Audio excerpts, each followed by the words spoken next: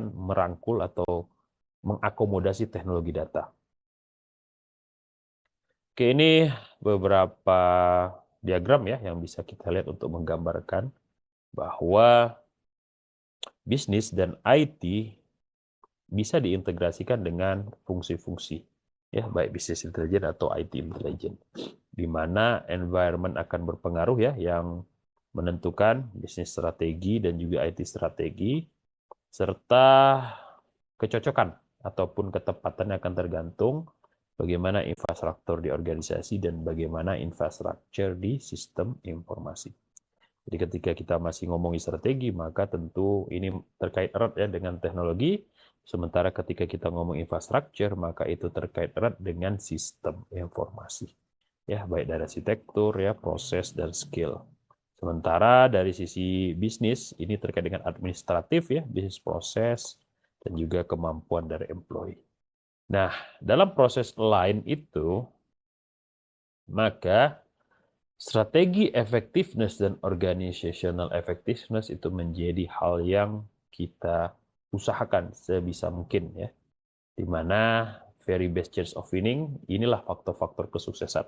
Semakin tinggi dalam pelaksanaannya ataupun ketika kita mengukurnya, maka semakin tinggi juga tingkat kesuksesan. Mata bisa dilihat di sini ya, ketika tidak align dari sisi strategi, maka not long for this world ya. Begitu juga ketika tidak align ya dari sisi organizational, maka boldly going nowhere ya. Sementara kalau align di sini ya di strategi effectiveness tapi di organizational tidak, maka best intention but incapable. Tapi yang kita inginkan ada yang di sini. Oke. Jadi kapabilitas itu juga menjadi hal yang mesti dilakukan ya, sehingga proses sinkronisasi ataupun penyelarasan ya strategi, tujuan, dan juga kapabilitas organisasi dapat dilakukan. Oke, ini ada business relationship maturity model ya, di mana ketika kita berada pada level 1, maka kecenderungannya unitnya itu adalah temporary atau ad hoc. Tapi ketika dia di level 2, maka baik dari bisnis perspektif ataupun provider perspektif, maka dia adalah order taker, service provider berada di level 3, ya, sementara trusted advisor berada di level 4, dan strategic partner berada di level 5. Ya, dan ini proses sudah terintegrasi dan proses kolaborasi berlangsung dengan baik. Oke, ini model ya yang berevolusi, di mana di awal-awal seperti yang tadi sudah disebutkan, dengan menggunakan balance scorecard, maka kita bisa melakukan proses alignment ya, di mana di sini ada enabler dari sisi performance dan juga enabler dari sisi risk management, di mana strategi alignment menjadi primary function ya, dengan mengandalkan finansial, IT operation, dan juga control framework ya, serta enabler lainnya yaitu change management. Nah, dalam strategic IT governance 2 ya, di mana project process dan leadership excellence itu lebih menitik beratkan kepada business value ya, IT efficiency, project process excellence, leadership excellence ya. Mana strategic element merupakan salah satu yang diinginkan ya dalam strategic IT governance, selain collaboration, process optimization, best practice, dan juga partnership serta sponsorship.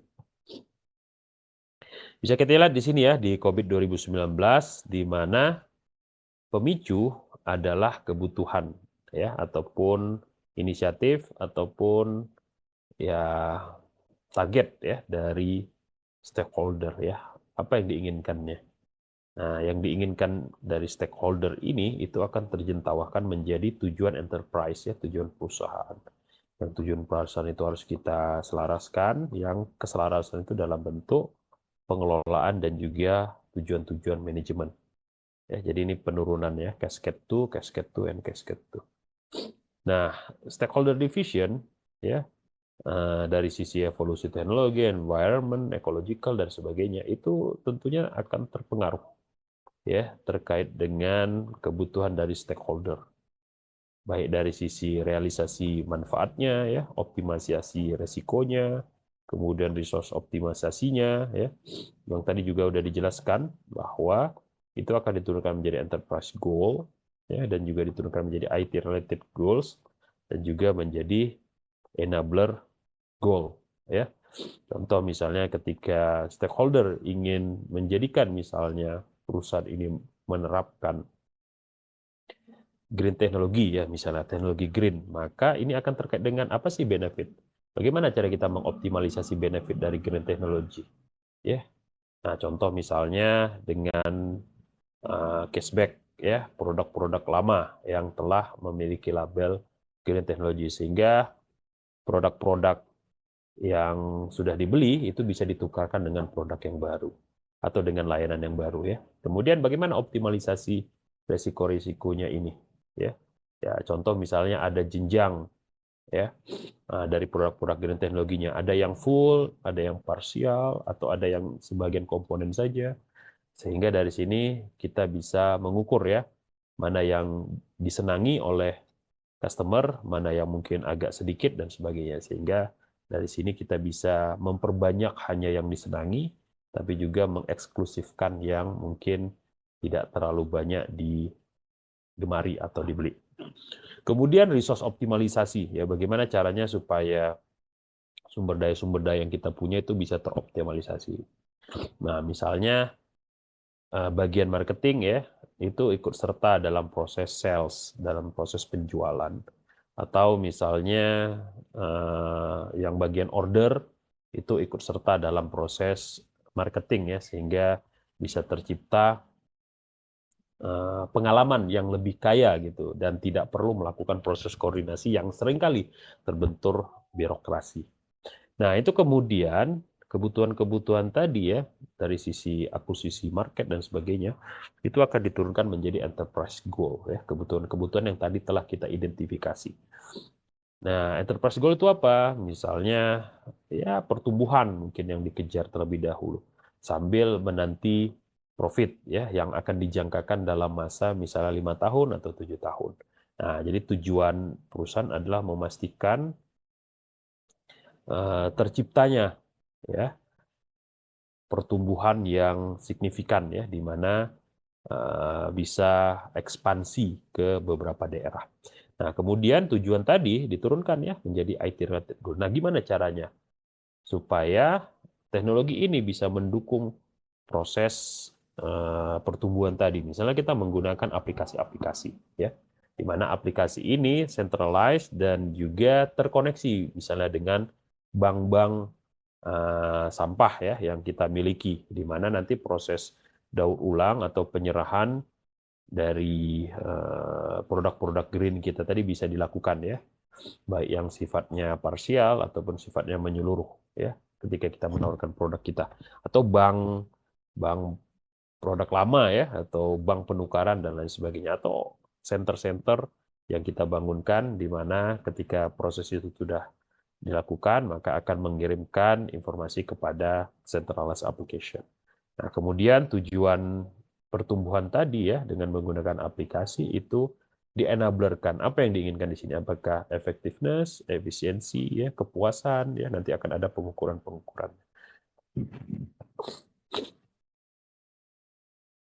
Oke, ini pemetaan, ya, yang harus kita lakukan pertama sekali, di mana kalau kita menggunakan COVID 2019, maka ada sekitar 13 row, ya, dan juga 13 kolom yang masing-masing ini bisa kita lihat, ya, dan kita bisa menentukan bagaimana perusahaan kita secara strategik, ya, memprioritaskan tujuan apa, dan juga secara suportif tujuan yang mana.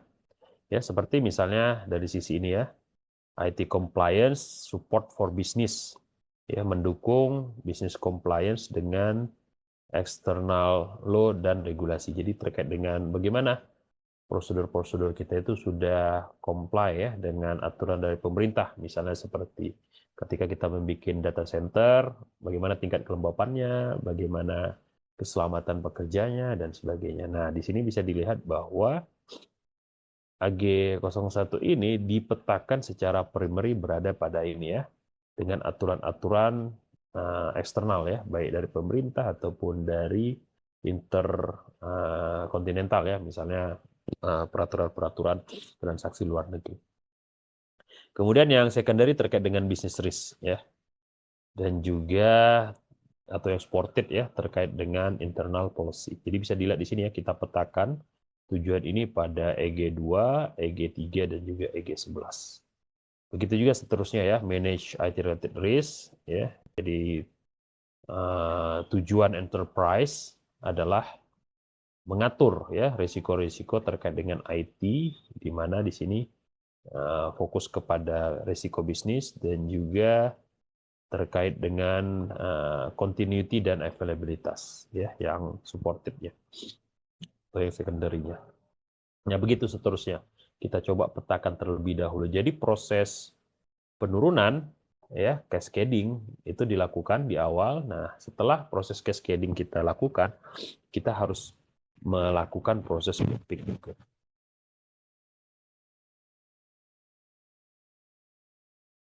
Oke, nanti kemudian setelah kita melakukan enterprise goal, memetakan enterprise goal, maka kita juga harus memetakan ya governance ya, di mana tata kelola dan juga tujuan objektif itu kita arahkan ya ke alignment goal. Jadi yang row ini adalah alignment goal, sementara yang ini adalah tujuan dari governance dan juga manajemen.